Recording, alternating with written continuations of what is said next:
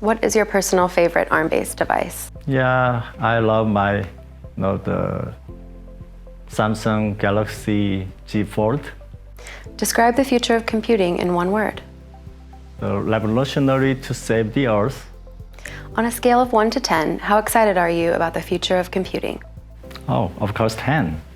What will have the biggest impact on technology over the next decade? AI, the metaverse, or ambient computing? I believe, the ambient computing with AI. Augmented reality, virtual reality, or mixed reality? Which has the biggest potential? Also, that depends on the application. If I have to pick one, then the mixed reality. If you could choose between more performance or more performance per watt, which one would you choose? So I believe, the performance per watt is most important. Some analysts predict that automotive will be the most important sector for driving semiconductor growth. What part of the vehicle drives this growth in particular? Sensor and also the autonomous driving, the assistant drivers. On a scale of 1 to 10, how big of a challenge is security across connected devices? Also 10, the security all about, the connecting the electric devices.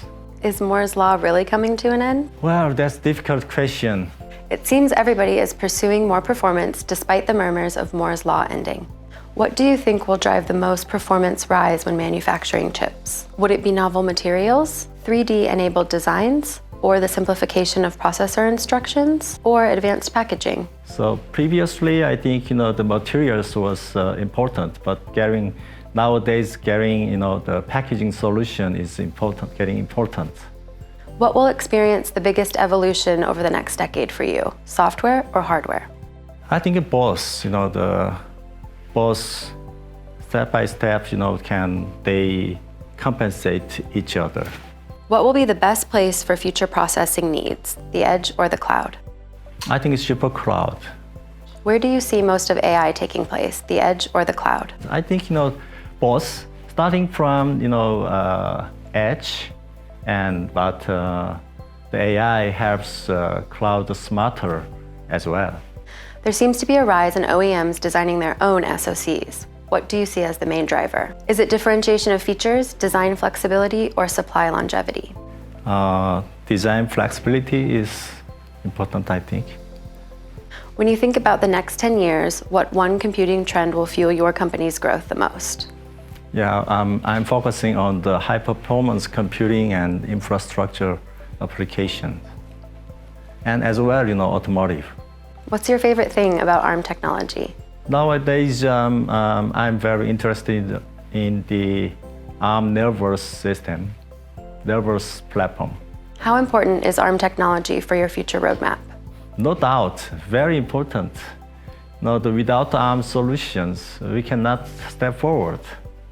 So, very important, I can say. Roughly how many products do you have that are ARM-based? I never calculated, but I think, the over 30 product, I think. Do you have a favorite memory working with ARM that you could share with us? Well, this is a story about the ARM 926 in 2007. At that time, still, our company is a small startup.